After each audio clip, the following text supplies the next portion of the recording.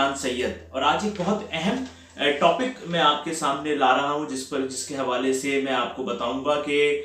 Pakistan peoples party जिसके ऊपर बहुत ज़्यादा इल्ज़ामात लगते हैं करप्शन के हवाले से, खिलाफ ज़ाब्ता भर्तियों के हवाले से, अब एक अहम मामले की तरफ मैं बताऊं कि जो 151 के करीब अफराद को जो जो ग्रेड 17 की उसमें नौकरी के लिए भर्ती किया गया है सिंध हुकूमत की जानिब से, और बगैर किसी इश्तिहार के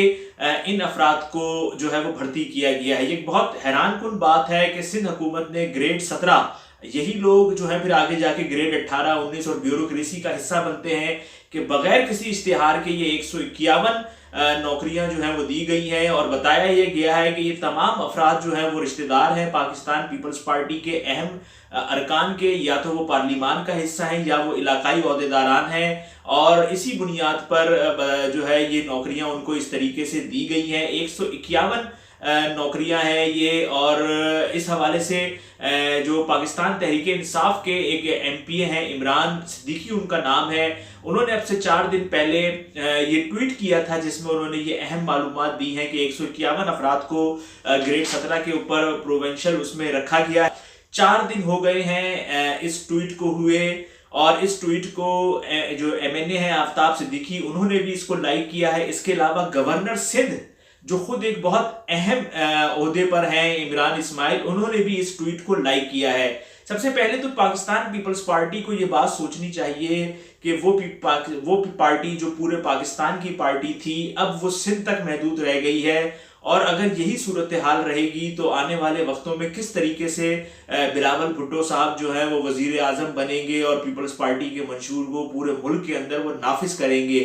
ये चीज़ें जब ऐसी बातें दीगर सूबों में जाती हैं तो वहाँ पर लोग फिर सोचते हैं इस बारे में कि वो किस तरीके से पीपल्स पार्टी को वोट दें। ये बड़ा एक अहम मामला है। एक तरफ तो हम देखते हैं करप्शन की दास्तानें हैं कि अरबों रुपए के प्रोजेक्ट्स होते हैं, लेकिन हकीकत में वो कुछ भी नहीं है। अब उस दूसरी तरफ ऐसी बातें आ रही हैं सामने, ये एक बहुत एक हैरान कुन बात है, क्योंकि मैं देखता हूं कि सईद गनी हो, नासिर शाह हो, शैला रजा हो, मुर्तजा वहाब हो, ये सुबह दोपहर शाम ट्विटर पे मौजूद होते हैं। जब मैंने इमरान सिद्दीकी का ये ट्वीट देखा है तो यकीनी तौर पे इन्होंने भी ये ट्वीट देखा होगा, लेकिन किसी ने भी जवाब नहीं दिया इस बात का,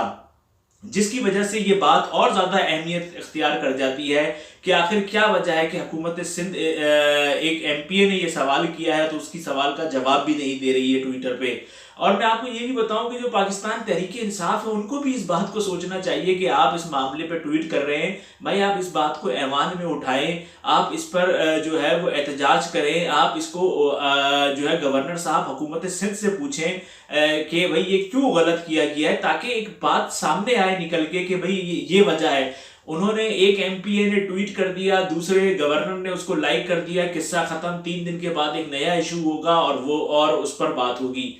ये एक बुनियादी वजह है तहरीक इंसाफ को जो नाकामी मिल रही है सिंध में, वो यही है कि ये मामलात को आखिर तक नहीं पहुंचा रहे हैं। जो तहरीक इंसाफ का 100 दिन का प्लान था उसमें कराची, मरहूम मुझे नईमुल हक याद है, वो उन्होंने मुझे बताया था कि हम ऐसा वो पैकेज लाएंगे जो कराची की तारीख में याद रखा जाएगा। आफ्ताब सिद्दीकी साहब हैं, वो बताते हैं हम बहुत कुछ करने जाएंगे। हर बंदा ऐलान कर रहा है, लेकिन अभी तक सिवाय 40-40 करोड़ को अगर आप जमा करें, 6 अरब रुपए वफाक की जानिब से दिए गए हैं एमएनएस को, तो उस बस वही एक तरक्याती काम हो रहा है। और 6 अरब से तो चंद सड़कें ही बन सकती हैं, चंद नालियां ही बन सकती हैं, लेकिन वो जो ऐलान तहरीक इंसाफ ने 100 रोजा प्लान में किया था उस पर कुछ भी नहीं हो सका है अभी तक।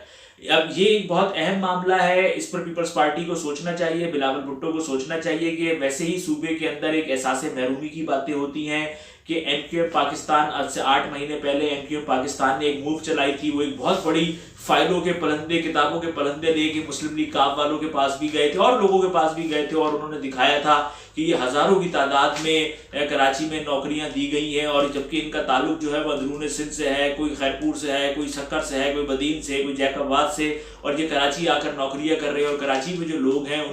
उनका जो है वो हक मारा जा रहा है। लेकिन एमक्यूएम भी इस बात को,